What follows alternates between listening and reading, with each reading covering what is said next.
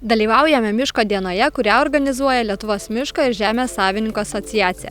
Pagrindinis renginio akcentas – konkurso pavyzdingai tvarkoma miško valda 2023 metų nugalėtojų Vitos ir Meldo Lampickų miško valdos lankymas.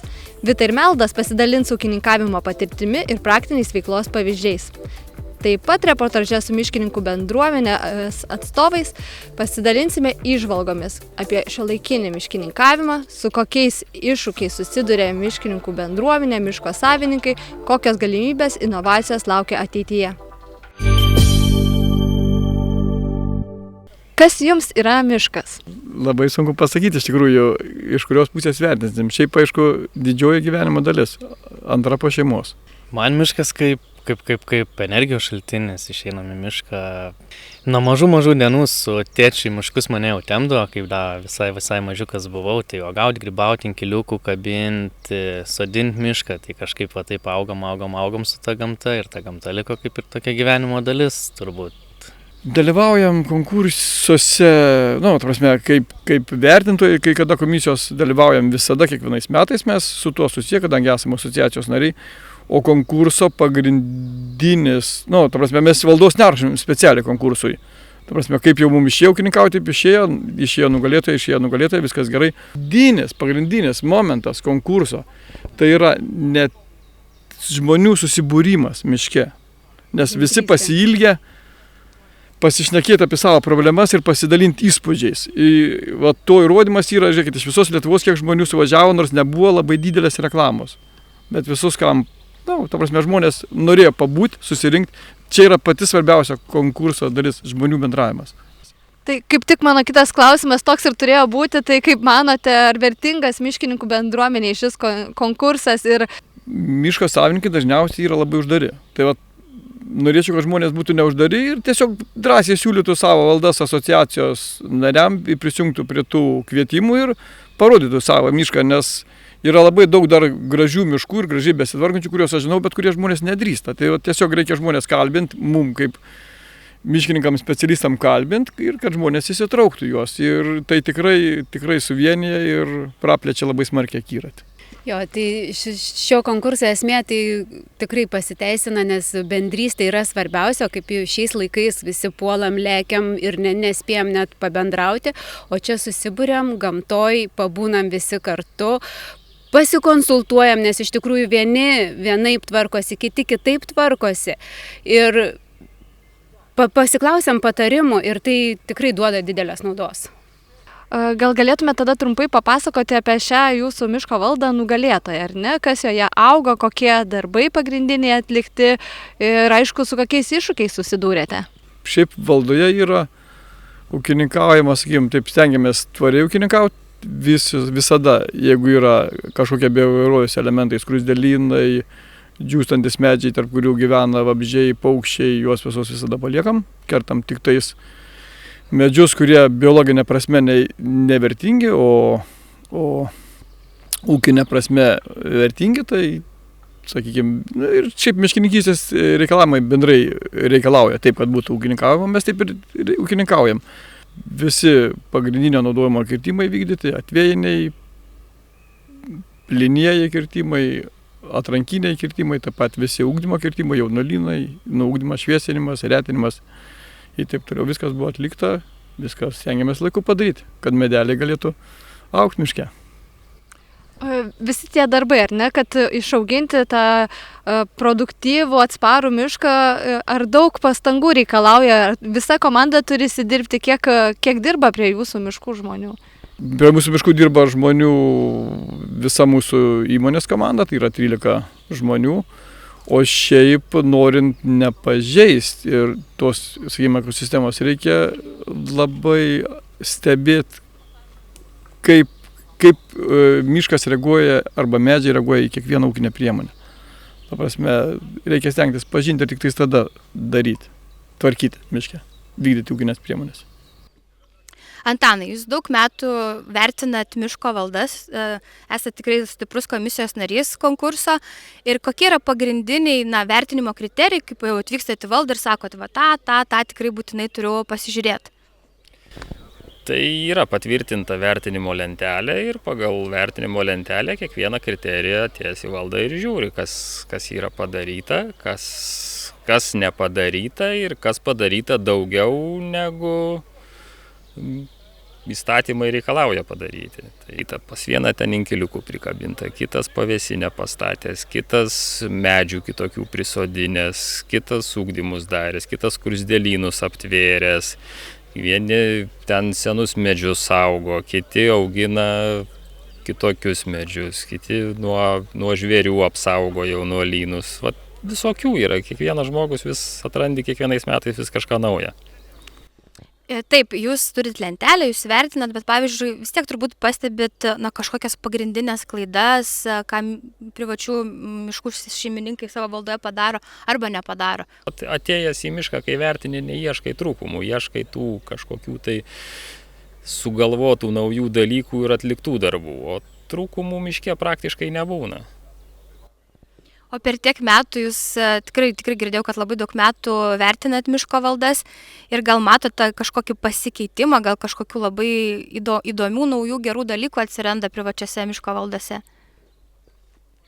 Technologijos naujos ateina į miškus, daugiau technikos žmonės naudoja, o su technika ateina kiti dalykai, kad kai technika važiuoja, tai miške, jeigu drėgnas miškas palieka provėžas, tai kiti savininkai žiūri irgi, derina darbus, kad tausot gamtą ir kiekvienais metais atvažiuojam ir pamatom tas, kuris geriausiai tvarkosi ir iš visos Lietuvos taip pat važiavus, nes per visą Lietuvą pervažiavus miškai yra visiškai skirtingi. Vienose vietose Dzūkijoje auga pušynai, ten apie kitų medžių auginimą sunku kažką pašnekėti. Šiandien Pakruojo krašte, kur vyrauja lapotynai, tai ir pamatom, kad ir pušis čia auga. Tai kaip tie žmonės augina tuos miškus, kaip juos prižiūri, nes mišką auginti, jeigu pagal vadovėlį, labai brangu yra. Jeigu visus darbus daryti, reikia stengtis prisiderinti prie gamtos, kad ne viską daryti kaip nori, bet kad padėti gamtai truputį ir kad tas darbas būtų pigiau padarytas. O koks gal išskirtinumas būtent Meldo valdoje, kas lėmė, kad būtent jisai tapo praeitų metų pavyzdingiausiai tvarkomas miško valdos konkurso laimėtojų? Gyvena netoli, jo tėvukas miškininkas, tai jis miškininkas nuo pat mažens mišką supranta, tai tas nepriverstinis miško kirtimas, želdinimas, ugdymas, bet tas padėjimas gamtai, kad padėti gamtai pačiai auginti tuos medžius, kad kuo mažiau to darbo būtų ir per prievartą kažko tai nedaryti. Aurimai, aplinkos ministerija remia įvairias iniciatyvas susijusias su miškininkystė, tai yra aišku natūralu. Ir dabar mes dalyvavom renginyje, kur apžiūrim pavyzdingiausiai tvarkomą miško valdą. Tai būtų toks labai paprastas klausimas, kokia ministerijos pozicija į tokias iniciatyvas ir kokią mato naudą? Dėkui iš klausimą, tai pozicija, aišku, ministerijos yra pozityvi, dėl to prie tokių projektų ir prisidedam ir iš tikrųjų labai matom didelę prasmę ir naudą atkreipdami dėmesį į privačių miškų savininkus, kurie daro daugiau negu teisės aktai reikalauja, kurie gamtosaugą užsiema kiekvieną dieną, nepaisant to, koks sezonas, koks oras, ir iš tikrųjų labai smagu yra būti šiame miške, šitame pavyzdingai tvarkomame miške, kuriame matom labai didelę dalį ir savaime ataugusio miško, labai daug bioįvairovės, labai gražų ir mišrų mišką. Tai tokių iniciatyvų turbūt didžioji nauda ir yra atkreipti dėmesį, parodyti dėmesį ir parodyti, kad tokių privačių miškų savininkų mes turime, jų turime tikrai daug. Tai kokia ta miškininko kasdienybė, kokiamis problemomis susidurėt? Tai aš vadovauju UAB miške, jau dirbam miškuose apie 12 metų ir daug įmonių dabar miškininkystė susiduria su tokiais iššūkiais, kad visi taip sustoja tarsi, galvoja, kaip čia toliau reikėtų dirbti, kaip tą verslą vystyti, kokias naujas nišas gal toj miškininkystėje surasti. Dažnas miško savininkas kažkodėl bijo turėti nuosavybėje, tą mišką išlaikyti nuosavybėje ir linkęs būna parduoti. Ir mes tokie miškininkai, tos nedidelės įmonės, anksčiau buvom toj pozicijoje tarp miško savininko ir žaliavų perdirbėjo. Tai teikiam tą kompleksinę visas paslaugas. Pasidžiaugti gal galim tuo, kad per paskutinį dešimtmetį daug labai miško yra įveista iš tikrųjų ir mes patys tame stipriai dalyvavome, daug rengiame ir tų projektų ir prižiūrime, tai čia tiek gal gerai ir dėl klimato kaitos stabdymo ir dėl pačių tų savininkų, kad jiem ta žemė, kurią jie nenaudojo, jie atneš kažkokį tai pelną ateityje ir jų. Tai va, tokie galbūt, o tiesiog kviečiu pačius miško savininkus būti drąsesniem, kreiptis, konsultuotis pas miškininkus, tiek valstybinius, tiek privačius ir tą mišką turėti, naudoti, nes neskubėti jo parduoti tiesiog. Tai. Mindaugai, anglies ūkininkavimas yra tokia on top tema pati dabar įdomiausia ir kalba ir miškininkai, ir ūkininkai. Tai gal galite labai trumpai ir labai paprastai papasakoti, kaip gali privačių miškų savininkai dalyvauti būtent anglies kaupimo programuose susijusiuose būtent su miškais? Jeigu žiūrėti europinę praktiką, dabar priėmus reglamentą europinį bus sukurta vieninga sistema visoje Europoje. Aišku, šita sistema pradės egzistuoti, turbūt veikti pilnai nuo optimalių atveju nuo 28 metų, bet realiai galbūt nuo 30 metų. Tie, kas generuos kreditus, galės parduoti juos visoje vieningoje Europos rinkoje. Lygiai taip pat kaip žemės ūkyje, sakysim, lygiai taip pat yra miškininkystėje, yra projektai, būtent kurie yra dabar registruojami Veros sistemoje, globalioje sistemoje. Dabartinės galimybės, kurios apima miškininkystę, pirmiausia yra susijusios su miškų įveisimu.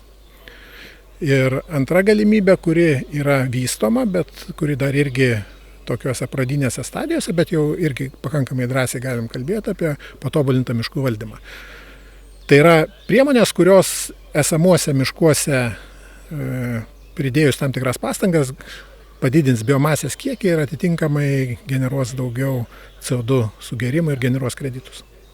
Kokia bus nauda miško savininkui? Ar tai bus finansinė nauda? Biomasės kiekį lyginant su to, ką jis turėjo istoriškai, tai jisai gaus naudą ir už biomasę ir kartu nuo to skirtumo, kiek buvo tas bazinis scenarijus ir padidintas, jisai galės gauti kreditus, kuriuos galėtų parduoti rinkoje. Kadangi mes kalbam dabar apie Veros, sakysim, sistemą, tai iš principo yra globalūs pirkėjai, kurie perka tuos kreditus, nes Veros sistema yra patikima globaliai.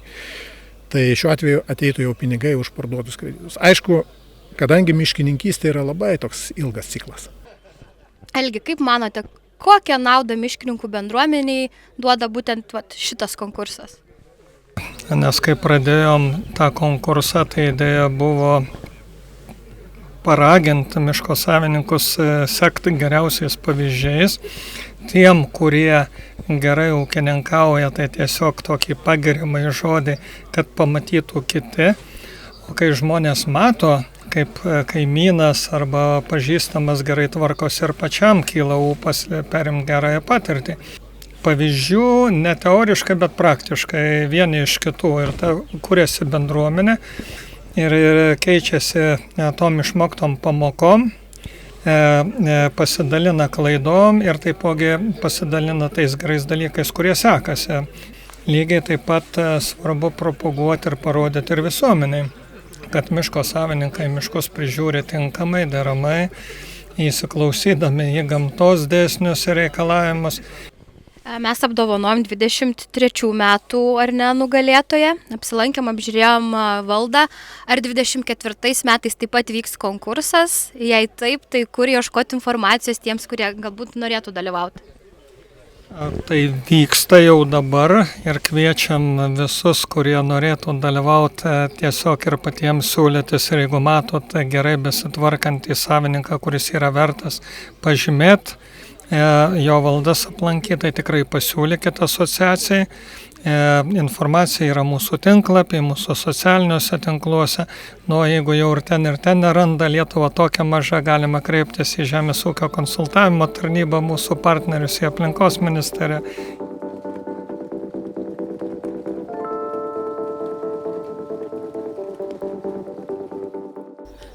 Turite žemės ūkio paskirties valdą, kurioje norėtumėt pasodinti mišką, bet nežinote, nuo ko pradėti? O gal turite kitų miškininkystės klausimų? Susisiekite su mumis, stebėkite mūsų naujienas ir socialiniuose tinkluose.